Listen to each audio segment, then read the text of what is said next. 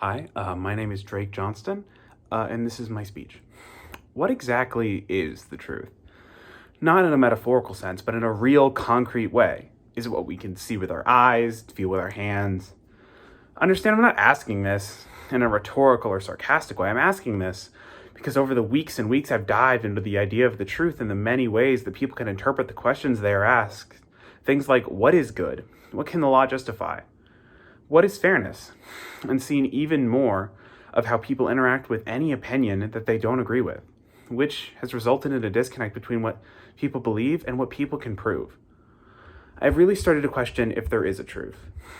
Throughout the past few months we've been writing, I have been looking into anti-intellectualism and how people can bend and twist words. They can even twist the basic beliefs of those who they oppose and disagree with, and to strum and to burn down to fit their own notions of truth, one that supports their ideals. Through this questioning, though this questioning was short-lived, I believe that there is a truth and that avoiding the truth is a hurtful thing. While the claim that there is a huge rise in anti-intellectualism and that the efforts made to avoid it are more harmful than any truth will ever be, is a big claim, I feel like I can make some points that will really make you give it some thought. All of us grew up in the age of the internet, where information has been at the tips of our fingers since we were tottering around in elementary school. This being the case, I feel like we've all either witnessed, participated, or at least heard about the political discourse with things like the Green New Deal, climate change, and the presidential elections, and how they have really taken a hold of America in the past 6 years. While this discourse has always been there, currently it has exploded, and the divide between every political party has widened by a giant amount. What if I told you there's a pretty concrete reason for this, and it relates to the new age of information we take advantage of? Imagine yourself at some point later today, or earlier today. You were on Facebook or Instagram, or really any social media landscape. And as always, your uncle, your dad, your boyfriend's uncle's best friend shared some bogus article from The Onion about an alien invasion. You swipe on, annoyed, because how could anyone fall for that? I mean, really? Well, not all journalism like The Onion or Clickhole is meant to be comedic. Things like InfoWars or Fox News are starting to inch closer to propaganda than actual news. In an interview cataloged in a Vox News article of the author of the 2015 book, How Propaganda Works, Jason Stanley, there's great insight into this idea. He says, quote, well, yes and no. What we're seeing now is the destruction of reality under the guise of reality. So think of RT, Russia's propaganda news network. Their slogan is question more. Now, what are they trying to say here? On the face of it, they're just saying, we're going to give you all the possibilities, and that will make you more free. But the Russian spin doctors and the media strategists discovered long ago that when you open the information space to every kind of conspiracy theory, you destroy reality, end quote. What Stanley is implying here is that one of the most effective ways to break down communications and how people can understand each other is to just introduce so many ideas with little support that is what really happening is drowned out by the cacophony of information. In saying this, I think we can draw some very interesting parallels between some very prominent ideas in American political discourse, how it's handled, and how many people really move away from the truth in favor of what makes them feel better.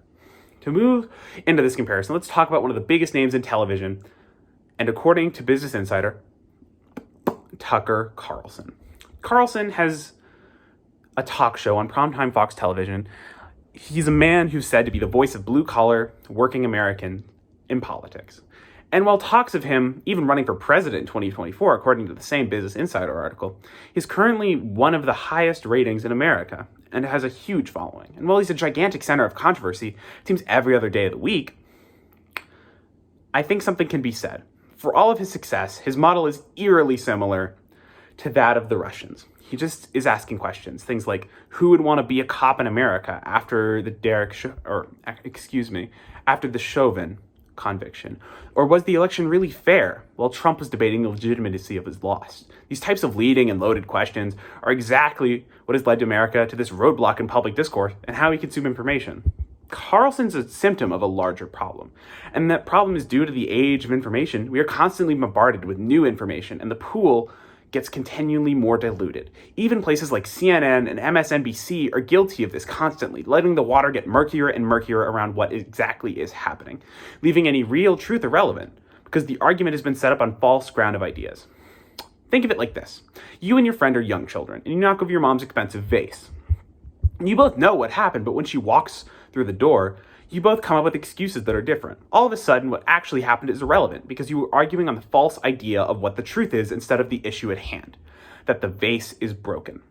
If that didn't help, I think a real-world example could also be helpful. To recall somewhat recent events, let's talk about Hunter Biden's laptop. This was an item that was seized by the FBI in 2019, and was somewhat dubiously linked to Hunter Biden. But this was never confirmed. The contents of the laptop were also not confirmed. But throughout the time it was talked about, and the claims flew about what was on it and how damned Biden and his family were, this was a big deal and a large problem for the Biden campaign. But the thing was, no one knew what was actually on it. And instead of debating it, if it was linked to him, Biden was drawn into the debate of the things that were on it instead. All of this is according to a CNN article written by Marshall Cohen and Evan Perez.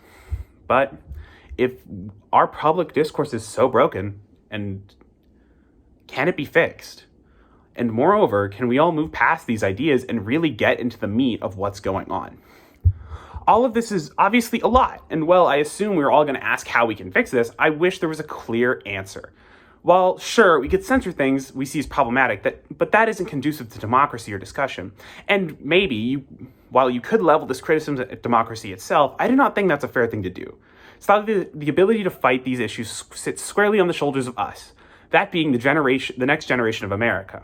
To understand what bias is, how to identify things that are meant to do nothing but dilute the search for facts, and most importantly, be truthful with each other and avoid the things that are being practiced at a high level to keep everyone in the dark. After speaking and all of this reading, I have to admit, I may have been a bit scattered, but covering everything I wanted to was difficult. All I can really hope is that after listening to me, you've all at least given it a little more thought about what the information you're consuming is, where it comes from, and what kind of basis it has in reality. And why it may be antithetical to the piece, I will leave you with a question. When will we really be able to trust everything we see? And what will make something trustworthy?